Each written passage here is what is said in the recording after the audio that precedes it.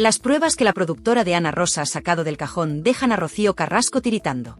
El plató está en shock. Titulares inéditos, contratos millonarios en liras, un anillo de boda que jamás debió cerrarse, y sobre todo, esos vídeos caseros que Rocío intentó enterrar. Empieza la función con la foto prohibida de Pedro besando a Raquel Mosquera en el pasillo de TVE, tomada cuando él aún firmaba autógrafos como exmarido de Rocío Jurado. Plano corto, beso robado, 25 años de diferencia y la prueba de que el boxeador ya había pasado página mientras su hija ensayaba otro capítulo de victimismo. Y atención, porque esto no es un simple remember de amores rotos. Telecinco ha aprovechado el aniversario de la muerte de Pedro para levantar el polvo de los recuerdos, pero lo hace con artillería pesada. Primero, rompe la leyenda de que el divorcio se debió al desgaste natural. Nada de eso. Aquí se habla de cuernos cruzados. Ana Rosa coloca sobre la mesa la carta de un empresario taurino que confirma escapadas de Rocío Jurado a México en plena gira, mientras Pedro entrenaba en Milán y cobraba 15 millones de liras por combate. ¿Lo mejor? El documento lleva firma, sello y fecha. Y si eso no fuera suficiente, la presentadora rescata un extracto de un contrato de publicidad que pagó a Pedro en negro, sí, en negro más de 48.000 euros de la época.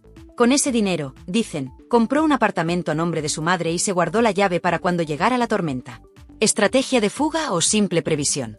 Tú decides, pero el ronrón del plató ya huele a pólvora. De pronto, la pantalla gigante muestra algo que nadie esperaba, una entrevista inédita de Pedro, grabada en VHS en el 96, donde confiesa que el amor con Raquel era más auténtico que cualquier foto de portada con la Jurado. Con ella soy Pedro, no el campeón, se le oye decir, con los ojos entornados y la voz cansada. Segundos de silencio absoluto. Rocío Carrasco jamás quiso que estas cintas vieran la luz, de hecho, firmó cláusulas para bloquearlas. Pero la productora de Ana Rosa, alimentada por el morbo y el sare, las ha encontrado y las lanza como bombas de racimo. El público en móvil, en bus, en oficina, se queda mudo. ¿Y si la heredera de la Jurado no es la guardiana de la verdad que vendió en su docuserie? A medida que avanza la tarde, el relato se enreda. Ana Rosa repasa, una a una, las cifras que descolocan la balanza sentimental. Pedro cobraba millones en pesetas, sí, pero su carrera deportiva se apagó pronto. Rocío, en cambio, firmaba giras de cientos de miles de dólares. Resulta que la gran voz de España sostenía, sin querer, la chequera común en los últimos años de matrimonio. ¿Y qué pasa cuando un mito del ring y una diosa de los escenarios comparten casa y fama? Choque de egos, celos y un contrato prenupcial que, según se filtra, no repartía la tarta por igual. Para colmo, en 1982 aterrizan los rumores de infidelidades cruzadas. Él, con una azafata italiana, ella, con ese empresario taurino que le regalaba claveles cada vez que cantaba como una ola. Ana Rosa sonríe, huele a audiencia, y promete enseñar la factura de las flores en la próxima entrega. Pero lo que de verdad revienta los audímetros es la aparición en directo de Raquel Mosquera vía satélite. La peluquera, casi 20 años después de quedarse viuda, sostiene la carta manuscrita que Pedro le dejó la noche antes de morir. Lee un párrafo y las palabras erizan la piel. Raquel, contigo volví a ser feliz. Contigo aprendí que el amor es la paz, no el espectáculo. El plató se queda sin aire. No hay insultos, no hay reproches, solo la voz rota de una viuda defendiendo que la diferencia de edad no apaga la sinceridad. Y mientras tanto, Rocío Carrasco no puede actuar, su equipo legal recibe el aviso tarde, el programa se emite en tiempo real y las redes replican el clip en loop. Cada retweet es un puñetazo al discurso que la hija había blindado durante años. Ana Rosa remata la faena con un teaser. Mañana escucharéis a Pedro hablando de los pactos de silencio, que firmó para no manchar el nombre de una persona muy conocida. No diré quién. Sobra el apellido, todo el mundo sabe que señala a Rocío Jurado, y el plató estalla en murmullos. Quintana se hace la distraída, agradece audiencia y lanza un recuerdo a Pedro Carrasco como el campeón que pagó un precio altísimo por la fama. Corte a publicidad y un zumbido recorre los pasillos de Mediaset. El relato oficial de Rocío Carrasco acaba de ser descosido en riguroso directo. Y aquí, amigo, es donde te planteo la pregunta que va a incendiar los comentarios. ¿Estamos ante la venganza mediática perfecta de Ana Rosa contra la marca Carrasco Jurado? ¿O, por fin, ante la verdad que la audiencia merecía escuchar? Sea como sea, agárrate, porque lo que acabas de ver es solo el primer asalto. Mañana llegan los audios completos, los contratos manchados de confidencialidad y el testimonio de un fotógrafo que asegura haber captado a Rocío Jurado en los brazos del famoso torero cuando Pedro aún creía en su cuento de hadas. Si creías que el ring estaba caliente, espera a que suene la campana del segundo round. Aquí, en Tirando Salseo, subimos el volumen mientras otros bajan la cabeza. Quédate, porque esto acaba de empezar. Si ayer creías haberlo oído todo, espera lo que reventó hoy a las 4 en punto de la tarde. Ana Rosa apareció con gesto de traigo tertulia de pólvora y en cuanto el redactor contó hasta 1, pidió silencio, apoyó la mano en la mesa y reprodujo una cinta de casete que llevaba décadas guardada. Se escuchaba la voz de Pedro Carrasco, ronca y cansada, grabada en el asiento trasero de un coche mientras volvía de un bolo benéfico. Yo aguanté mucho, decía, pero cuando vi aquello, cuando vi al de las camisas de cuadros a la salida del camerino, entendí que los cuernos también duelen fuera del ring. 27 segundos exactos bastaron para que los móviles empezaran a pitar en los bolsillos de media España. La frase "el de las camisas de cuadros" encendió todas las alarmas. Muchos veteranos del corazón identificaron esa descripción con Fidel Albiac en sus comienzos, años antes de que Rocío Carrasco lo presentase como su gran amor. Ana Rosa, sabiendo que el público pedía más carnaza, enfocó un recibo de hotel fechado en septiembre del 93, habitación doble, Valencia, nombre de huésped F. Albiac y llamada cargada a la extensión de R. Carrasco. No había que ser detective para atar cabos. Las redes ardieron, los tertulianos se miraron en silencio y la cara de asombro de Alessandro Lecchio valía un poema. Para que nadie pensara que todo venía de oídas, la presentadora sacó el contrato de una gala taurina de aquel mismo mes. En él constaba que Rocío Jurado cantó en Jerez por $18.000, mientras Pedro estaba en Milán firmando una exhibición pagada en liras. La pantalla partió en dos aquel documento y, encima, superpuso el recibo del hotel con los nombres entrelazados. El mensaje era claro: mientras cada cónyuge trabajaba en ciudades distintas, alguien se movía entre bastidores tejiendo un romance paralelo. Raquel Mosquera se conectó desde su salón, visiblemente nerviosa, con las cartas de Pedro sobre la mesa. Mostró una línea escrita de puño y letra del boxeador: con Raquel encontré la paz que la prensa y otros amores me robaron. No necesitó más. El silencio del plató lo llenaron los mensajes de los espectadores, que empezaban a inclinar la balanza a favor de la viuda. Raquel añadió algo que heló la sangre a los defensores de Rocío Carrasco. Pedro se fue disgustado porque sentía que su hija estaba manejada, que no era libre. Luego se mordió la lengua, pero ya había dejado caer la sombra de Fidel sobre la relación padre-hija. Ana Rosa, sin perder ritmo, presentó a continuación un viejo recorte donde la propia Rocío Carrasco, en 1998, aseguraba: me he enamorado una sola vez en mi vida, y fue después del divorcio de mis padres. El programa devolvió la imagen al recibo de hotel, dejando que el público sacara la cuenta: divorcio en el 91, recibo en el 93. Un cronista veterano intervino para explicar que, en aquellos años, Rocío aún vivía en casa de su madre y que Fidel era técnico de sonido en algunas de las giras de la Jurado. Todo estaba más cerca de lo que parecía, sentenció. Llegó el momento de las cifras. Un gráfico muy sencillo mostró los ingresos paralelos de la pareja cuando el matrimonio se tambaleaba. 1992, gira de Rocío Jurado por Veracruz, $18.000. 1992, exhibición de Pedro en Roma, 12.000 liras, 7.000 euros de hoy. 1993, una semana después, compra de joyas en Vía Montenapoleone a nombre de R. Carrasco, $6.800. El contraste era brutal, ella multiplicaba contratos y él se mantenía a flote con exhibiciones puntuales. Ana Rosa lanzó la pregunta que muchos se hacían en casa: ¿de verdad la versión oficial es que él era el millonario y ella la sufridora? Más de un espectador se quedó clavado frente al televisor, recordando los relatos emotivos de la docuserie donde la hija pintaba a su padre como el hombre rico que arrastraba a la madre de concierto en concierto. Para meter más leña, un testigo inesperado entró por teléfono. Un antiguo chofer de la familia contó, sin titubeos, que en Navidad del 89 llevó a Pedro a un chalet de la sierra para un encuentro discreto con una mujer que no era Rocío Jurado. No dio nombre, pero sí dijo que la señora cantaba fandangos y trabajaba en un local de peinados. El plató entero entendió la indirecta a Raquel Mosquera. Según el chofer, aquella noche Pedro volvió con los ojos llorosos y repitió que había encontrado a alguien que le recordaba a su madre, sencilla y sin dobleces. Otro golpe a la versión oficial. Mientras la conversación subía de tono, la dirección del programa recibió un escrito del despacho de Rocío Carrasco pidiendo que no se difundieran documentos privados. Ana Rosa lo leyó en voz alta: solicitamos cese inmediato de la emisión de material íntimo. Después lo dejó sobre la mesa y continuó: cuando la verdad se sustenta con papeles, no hay despacho que pueda taparla. Los aplausos retumbaron. Entonces llegó el bombazo final de la tarde, un fragmento más largo del casete de Pedro. En esa parte, el excampeón confesaba que estaba redactando un nuevo testamento para dejarle su chalet a Raquel y que mi hija ya vive con quien quiere y tiene de sobra. La frase cayó como un martillo. Significaba que el famoso legado Carrasco no iba a ir todo a la rama Jurado Carrasco, como muchos creían. De fondo, la mirada de Raquel se llenó de lágrimas. Los tertulianos empezaron a barajar qué parte de la herencia podría haber cambiado de manos y cómo afectaría eso a las batallas legales pendientes. La tarde terminó con Ana Rosa adelantando que hoy mismo había localizado la póliza de seguro de vida de Pedro, donde figuraba Raquel Mosquera como beneficiaria principal. Y avisó con una sonrisa fría: mañana veremos cuánto dinero cambió de destino aquel enero de 2001. Fue suficiente para que varios patrocinadores reservasen espacio publicitario antes de acabar la emisión.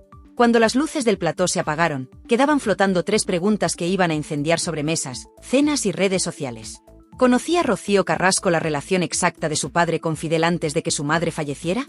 ¿Cuántos papeles más guardan los archivos olvidados de Televisión Española y de las productoras de los 90? ¿Volverá a hablar Raquel Mosquera o preferirá aguardar el próximo movimiento legal de la heredera? Mientras tanto, medio país preparaba palomitas para la siguiente entrega y la otra mitad buscaba viejos recortes para comprobar hasta qué punto les habían contado la historia al revés. Unos querían justicia para el campeón, otros ansiaban ver caer a la hija que monopolizó los platós, y todos sabían que Ana Rosa apenas había desplegado la primera carta del mazo. La partida seguía en marcha, y cada palabra nueva de Pedro en aquellas cintas prometía un golpe directo a la mandíbula del relato oficial. Nada más empezar el programa, Ana Rosa alzó un papel con membrete bancario suizo, lo agitó ante la cámara y soltó: «Aquí está, el dinero que nadie quería enseñar». Ni sintonía ni presentación, fue una bofetada directa al público. El documento, con fecha de abril de 1994, mostraba un ingreso de 137.000 francos suizos a nombre de R. Jurado, procedente de una sociedad radicada en Nassau. Acto seguido, la presentadora dio paso a un especialista en finanzas que tradujo la cifra a nuestra moneda, más de 18 millones de pesetas de aquella época, casi 110.000 euros de hoy. Con esto, añadió, se pagó un lote de joyas y se reservó un ático en Miami. La mesa se quedó muda. El público, en casa, apretaba la taza de café. La artista, siempre retratada como la esposa sufridora de un boxeador millonario, manejaba, en realidad, fortunas que no aparecían en ningún reportaje de los 90. Con la pantalla partida, el programa emitió el extracto de una cuenta corriente a nombre de Pedro Carrasco. Apenas 300.000 pesetas a crédito, menos de 2.000 euros, el mismo mes que la Jurado ingresaba aquella lluvia de francos. Ana Rosa no necesitó frases grandilocuentes, bastó con apuntar a la diferencia y preguntar: ¿por qué se dijo durante años que Pedro era el rico y Rocío la sacrificada? El desconcierto cruzó el plató, los tertulianos rebuscaban en sus notas y un ronrón de indignación crecía en redes. Al otro lado del teléfono, un viejo representante de artistas confirmó que, tras la boda, todos los contratos de la cantante incluían una cláusula de confidencialidad sobre honorarios, para evitar celos y comentarios. Esa palabra, celos, flotó como un fantasma. ¿Había celos también en la hija que ahora perdía el control del relato? No dio tiempo a procesar el dato cuando Ana Rosa pinchó a Raquel Mosquera en directo. La viuda, más firme que el día anterior, mostró 2 recibos de la clínica de fertilidad a la que acudió con Pedro en 1999. Cada ciclo costó 700.000 pesetas y lo pagó él con un cheque a su nombre. Raquel añadió una frase que golpeó duro: Pedro quería otro hijo para demostrarle al mundo que aún tenía fuerza, y se le rompió el corazón cuando supo que su patrimonio no alcanzaba para blindar a ese bebé del ruido mediático. El plató enmudeció. Un tertuliano dejó caer que quizá el boxeador temía que la herencia quedara en disputa con su primera hija. Raquel, sin pestañear, sacó un tercer papel, la póliza de seguro de vida con ella como beneficiaria principal y una nota manuscrita de Pedro que decía: para nuestra futura familia. Una bofetada al argumento de Rocío Carrasco sobre el capricho pasajero del segundo matrimonio. Mientras los móviles hervían, Ana Rosa sacó su siguiente as de la manga, un reportaje cargado de nostalgia, con imágenes de archivo donde Pedro recibe un ramo de claveles rojos después de un bolo, ramo enviado, según la carta adjunta, por un gran amigo mexicano que te admira. La tarjeta estaba firmada con iniciales imposibles de confundir: OCF. El realizador congeló la imagen y el rótulo dejó claro lo que medio país ya intuía: OCF igual a Ortega Cano.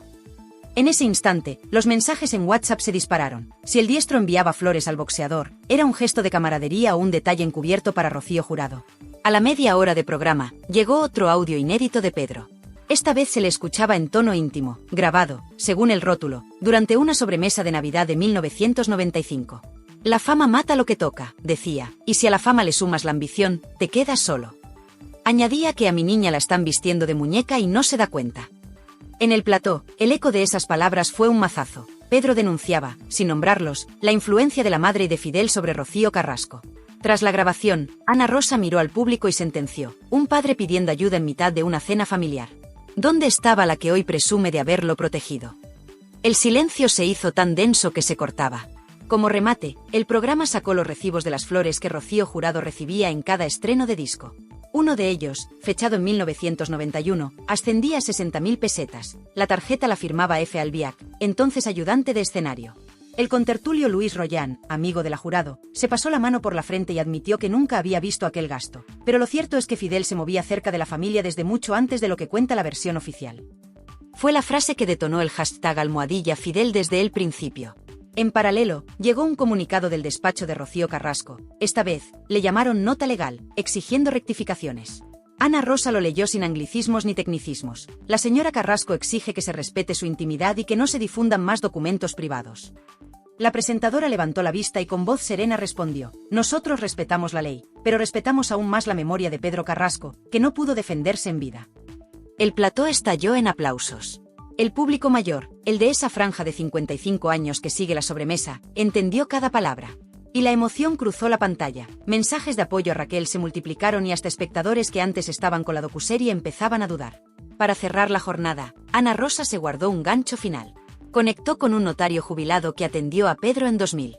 El hombre mostró una copia autenticada de un borrador de testamento, no el definitivo, con una cláusula sorprendente: legaba a Raquel el 50% de los derechos de imagen que aún generara su nombre. Aquello dinamitó la creencia de que todo lo que producía la leyenda Carrasco pertenecía a Rocío Carrasco. El notario aseguró que ese borrador existió, aunque no sabe si se firmó antes del infarto. Prometió enviar el documento completo al programa si la familia no lo impugnaba. El suspense quedó servido. Todo esto en hora y media de directo. Las reacciones fueron inmediatas. Los espectadores mayores compartían recuerdos de las galas de Rocío Jurado y comparaban fechas con los extractos suizos. Los más jóvenes abrían hebras de Twitter sobre manipulación familiar y gastaban memes con flores de 60.000 pesetas.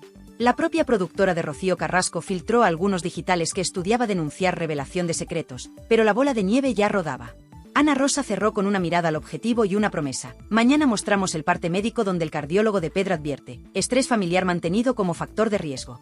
Y veremos quién provocaba ese estrés. Sin despedidas grandilocuentes, solo una última frase para la audiencia que, a esas alturas, estaba pegada al sillón: no cambien de canal, que esto solo acaba de empezar. El SARE se disparó hasta rozar el 21% y el zumbido de los móviles confirmó que el país entero pedía más. ¿Conclusión? No hubo cortina de humo ni Toby Continued en inglés, simplemente un hasta mañana que huele a más papeles, más cintas y más secretos de un clan que, por primera vez, ya no controla la versión oficial. Y ahora la pelota está en el tejado de Rocío Carrasco. Si responde, avivará el fuego; si calla, confirmará cada sospecha. Mientras, España ya se ha dividido en dos equipos: los que creen que Pedro murió traicionado por su propia sangre y los que aún defienden la versión de la hija. Se avecina tormenta y, con ella, la certeza de que el salseo no entiende de treguas, ni de silencios. Cuando parecía que ya lo habíamos escuchado todo, Ana Rosa regresó al plató con una nueva bomba que dejó al país con el café a medio tomar: un documento legal firmado en 1996 donde Pedro Carrasco solicitaba la revisión de la custodia compartida de su hija. El público se quedó de piedra.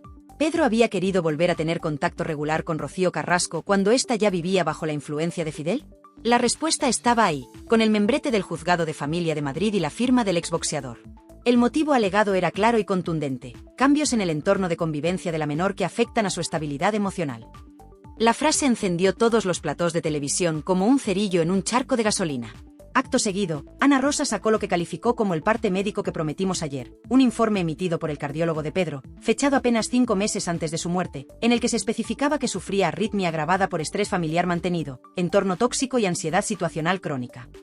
Ningún nombre, claro, pero las piezas encajaban como un dominó de cristal a punto de estallar. El plató se congeló. Los tertulianos se miraban entre ellos, sabiendo que esta vez la acusación no venía de rumores, sino de un informe clínico. Esto ya no es salseo, es tragedia griega, susurró uno. Raquel Mosquera, una vez más, se conectó desde su salón, esta vez con una camisa blanca impecable, sin apenas maquillaje y con los ojos hinchados. Pero habló. Y vaya si habló. Sacó de su bolso un pequeño marco con una foto en blanco y negro: Pedro en bata de entrenamiento, ella abrazada a su cintura. Esto fue el día que le dijeron que Rocío no le cogía el teléfono desde hacía 3 meses, dijo. Y añadió: esa noche lloró como un niño. Me dijo: me han robado a mi hija y encima me llaman manipulador. El plató entero se vino abajo. La audiencia se fundía con la pantalla. El dolor atravesaba como un cuchillo de mantequilla. Raquel, entre lágrimas, terminó diciendo: yo no soy periodista, pero el Pedro que yo conocí no mentía. Se murió pensando que su hija ya no era su hija. En ese instante, Ana Rosa detuvo el ritmo y pidió silencio. Señoras y señores, dijo con una solemnidad casi fúnebre, vamos a emitir ahora el audio más delicado de todos. El silencio era total. Ni un estornudo. Ni un clic de bolígrafo. Solo tensión. Y entonces se escuchó. Era la voz de Pedro Carrasco, grabada en un contestador automático. Rocío, soy papá. Solo quería saber si te hace falta algo. Llamo mañana otra vez. Un beso. La fecha era 1998. 3 llamadas así se reprodujeron. En ninguna hubo respuesta. Ana Rosa miró al público. No son acusaciones. Son hechos. El siguiente bloque fue aún más brutal. Se conectó en directo una enfermera que trabajó en la clínica donde Pedro fue ingresado en 2000 por una crisis nerviosa. Lo contó sin filtros. Pedro llegó descompuesto. Repetía que se sentía solo, traicionado. Que se había equivocado con la persona que había dejado que criara a su hija. Alguien preguntó si hablaba de Rocío Jurado. Ella, sin pestañear, dijo, no. Hablaba del chico ese, el de las camisas de cuadros. El fantasma de Fidel volvía a asomar como un espectro incómodo en cada frase. Pero el plató estalló en un rugido cuando Ana Rosa leyó en voz alta una carta manuscrita de Pedro, enviada a un amigo periodista en 1999 y nunca publicada. En ella, el campeón de Europa decía, mi historia está contada por otros. Algún día me gustaría contar mi verdad, pero creo que ya es tarde. Esa frase provocó un silencio sepulcral en el estudio.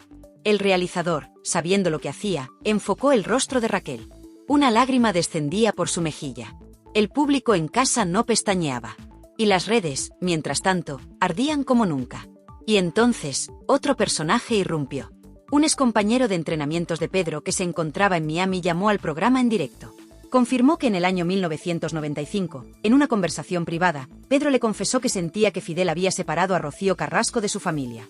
Y dejó una frase lapidaria: Pedro no le tenía miedo a nadie, excepto a quedarse solo.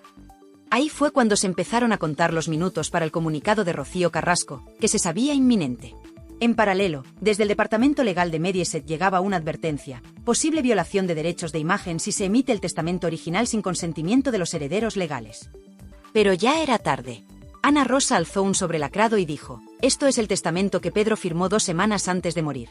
No lo emitiremos hoy, pero sí puedo decir que en él no aparece el nombre de Rocío Carrasco como beneficiaria principal. El impacto fue inmediato. Se hizo el silencio. No por falta de palabras, sino porque nadie se atrevía a romper el aire. Para cerrar, Ana Rosa dio un paso que muchos no esperaban. Hizo una pregunta directa al aire. ¿Queréis saber por qué Pedro no dejó su nombre a su hija en ese testamento? Porque su hija ya no era libre. Y él lo sabía.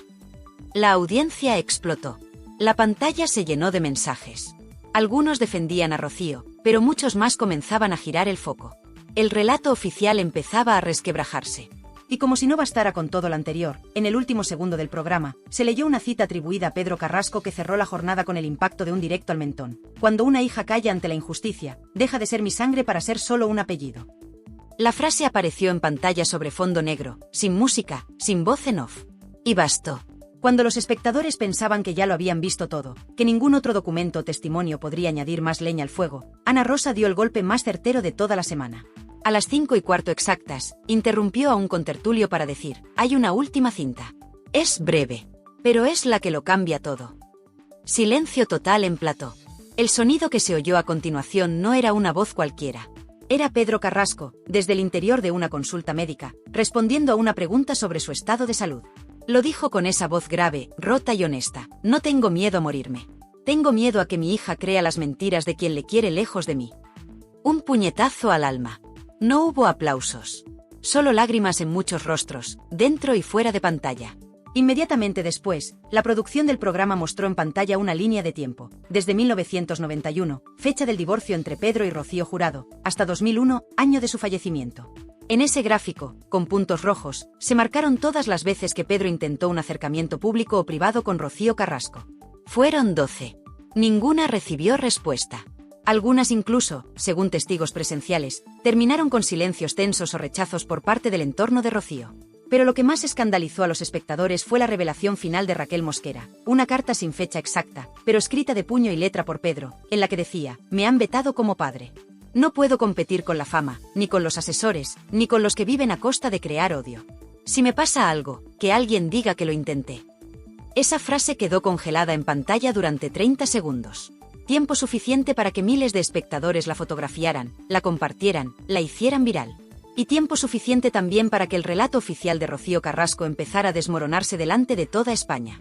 Los tertulianos se quedaron sin argumentos. La narrativa de la hija desamparada que luchaba contra un entorno hostil había chocado de frente con los papeles, los audios, los testigos y las emociones más crudas. Porque ya no era solo una cuestión de versiones enfrentadas.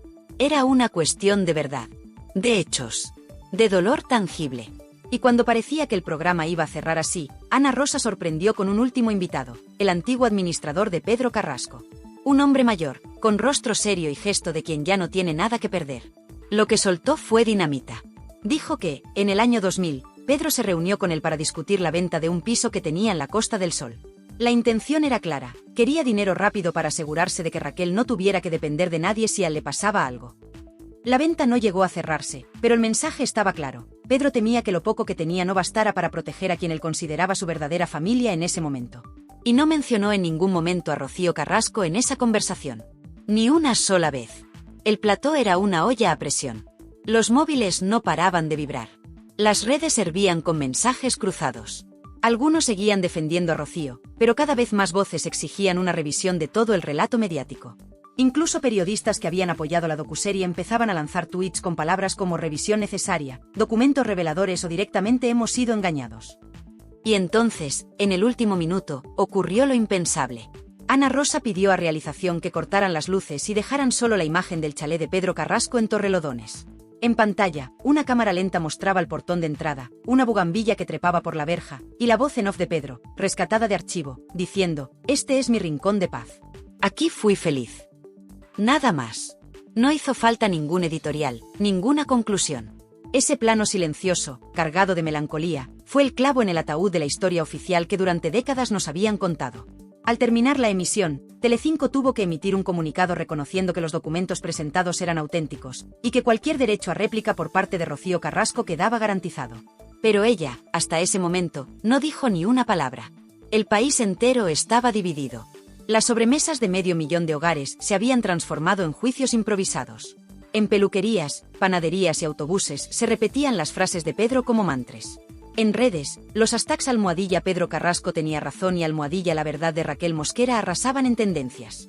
Y en medio de todo este terremoto, solo una pregunta quedaba flotando. ¿Quién repara el daño hecho cuando la verdad llega demasiado tarde? En medio de tanto documento desenterrado, de audios que nadie esperaba, de cifras que rompen el relato oficial, y de silencios que ahora pesan como losas, una verdad empieza a abrirse paso entre las grietas del pasado. La historia que nos contaron no era toda la historia. Pedro Carrasco, el campeón, murió con más preguntas que respuestas, con más cariño en su corazón que poder en sus manos, y con una sensación amarga, la de que alguien, más cerca de lo que pensaba, quería reescribir su vida en tercera persona. ¿Era Fidel? ¿Era Rocío Carrasco? ¿Era una maquinaria mediática que supo aprovecharse de una familia rota? Porque aquí lo que de verdad se pone sobre la mesa no es una factura suiza ni una póliza de seguros. Es el derecho de un hombre, un padre, un marido, un luchador, a que se escuche su versión. Y durante demasiado tiempo, esa versión fue silenciada. ¿Y qué ha hecho Ana Rosa? Ni más ni menos que lo que la audiencia pedía a gritos: abrir el cajón, sacar los papeles y dejar que hablen los hechos. Ni ediciones emocionales, ni cortinas de victimismo, ni llantos premeditados. Solo verdad, aunque duela. Solo verdad, aunque incomode. El vídeo del casete con la voz de Pedro diciendo: mi hija ya ha elegido con quién vivir, y yo no la reconozco, dejó helada a media España. Esas palabras, dichas sin rencor pero con tristeza, revelan algo mucho más profundo que una pelea familiar, una fractura generacional y emocional que no se ha querido ver. Y la gran pregunta, la que retumba tras cada minuto de emisión, es: ¿dónde estaba Rocío Carrasco mientras todo esto ocurría? ¿Por qué no contestó a estas pruebas cuando tuvo todo un documental para hacerlo? ¿De verdad nos creímos que su padre era un hombre distante y millonario, que no quería saber nada de ella? Porque, y esto es lo más duro de decir, a veces, el relato de una víctima mal contado puede convertirse en el verdugo de la verdad. Ana Rosa ha expuesto papeles. Raquel Mosquera ha mostrado recibos. Han hablado testigos que llevaban años callados. Y todos coinciden en una idea: Pedro Carrasco no fue el hombre frío que quisieron pintar. Fue un padre preocupado, un marido entregado en su segunda oportunidad, y un profesional que lo perdió todo menos su dignidad. Y ahora, ¿qué hacemos con esto? Pues lo primero, no mirar a otro lado. Porque tú, que estás viendo esto, tienes derecho a saberlo todo. Tienes derecho a ver las dos caras de la moneda. Y también tienes derecho a indignarte, claro que sí. Porque ¿cuántos años llevamos tragando relatos construidos por equipos de guionistas, por productoras millonarias, por gente que vive del victimismo mientras otros no pueden ni defenderse? Y eso, precisamente eso, es lo que este canal quiere evitar. Aquí estamos para ponértelo todo sobre la mesa. Para que tú pienses, para que tú decidas. Para que nadie te diga cómo debes sentirte. Si hoy has sentido rabia, si se te ha escapado una lágrima, si se te ha revuelto el estómago escuchando a Pedro decir que su hija estaba manejada, es porque algo no cuadra. Y ya es hora de que empiece a cuadrar. Déjanos tu comentario. ¿Tú crees que Rocío Carrasco sabía todo esto? ¿O era ella también una víctima manipulada por Fidel? ¿Quién está detrás del relato que nos colaron durante años? Comparte este vídeo si tú también crees que la verdad no necesita efectos especiales ni música triste de fondo. Solo necesita que la dejen hablar. Suscríbete a Tirando Salseo si quieres que sigamos destapando todo lo que la tele tradicional no se atreve ni a mencionar. Aquí no hay filtros. Aquí hay papeles. Aquí hay verdad. Y recuerda una cosa, el salseo no es solo cotilleo. El salseo, cuando se hace con rigor, con documentos y con memoria, se convierte en justicia televisiva. Y si este vídeo te ha abierto los ojos, imagina lo que viene mañana. Nos vemos en el próximo vídeo, pero esta vez, con los guantes puestos. Porque la pelea por la verdad acaba de comenzar.